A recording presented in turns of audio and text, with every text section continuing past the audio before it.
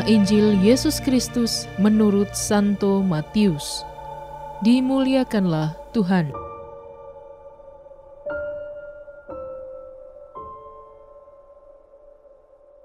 Pada waktu Yesus dan murid-muridnya bersama-sama di Galilea, ia berkata kepada mereka, Anak manusia akan diserahkan ke dalam tangan manusia, dan mereka akan membunuh dia.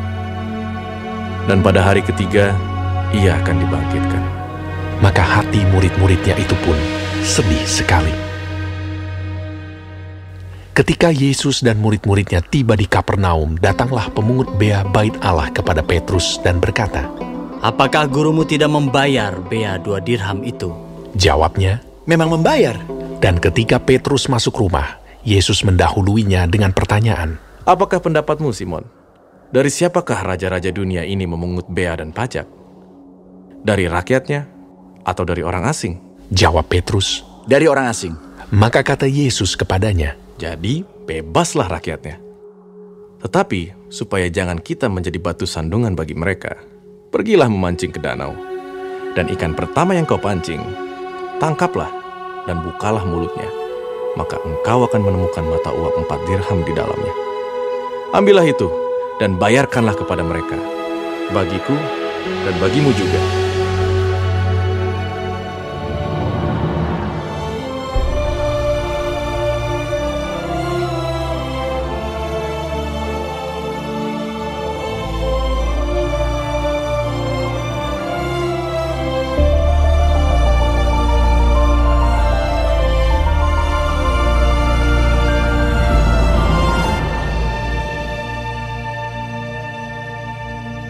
Demikianlah Injil Tuhan.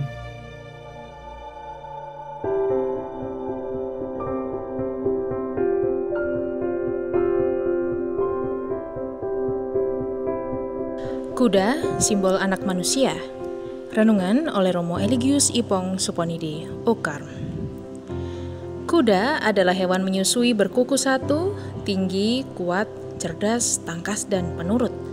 Tapi ada yang sifatnya nakal, bahkan jahat. Seringkali harus dicambuk dulu untuk berlari lebih kencang. Dalam persahabatan, kuda pun tahu balas budi. Ben-Hur saat pacuan maut memenangkan lomba justru karena sapaan kasih pada kuda-kudanya. Dalam kitab suci, kuda dipakai untuk peperangan, sedikit untuk pengiring ladang. Nama Filipus, Rasul Yesus berasal dari kata Filipos, yang berarti pecinta kuda. Perlakuan terhadap kuda dalam hidup sehari-hari juga disimbolkan terhadap hidup manusia. Ada kuda tunggang, kuda beban, kuda pacu, dayak kuda, dan kuda lumping. Dalam Perjanjian Lama dan Perjanjian Baru, ada nubuat Zakaria. Ada kuda, merah, hitam, putih, dan loreng-loreng.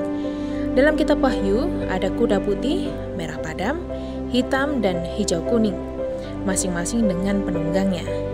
Lalu apa hubungannya dengan bacaan hari ini? 2 bacaan hari ini berbicara tentang orang asing, pajak, dan nasib anak manusia. Yesus, Tuhan, dijadikan asing untuk ciptaannya, umat pilihannya, bahkan untuk tanah air kelahirannya, Yesus juga membayar pajak. Bagaimana tentang anak manusia? Semua sifat baik kuda, tinggi, tangkas, kuat, cerdas, penurut ada padanya. Yang paling kentara bahwa Yesus dijadikan kuda beban, kuda hitam, sekaligus penunggang kuda putih. Menjadi kuda beban untuk menguntungkan, memperkaya, dan menyelamatkan kita.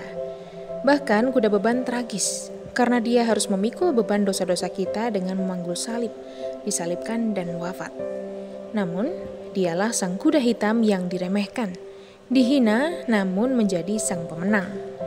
Dialah penunggang kuda putih sejati, Kristus, Sang Firman, Raja atas Raja, adalah sang perebut kemenangan atas maut. Mari, dengan setia kita belajar untuk mencintai Yesus. Selamat menikmati menu hari ini. Renungan juga bisa Anda baca selengkapnya di Cafe Rohani edisi bulan ini.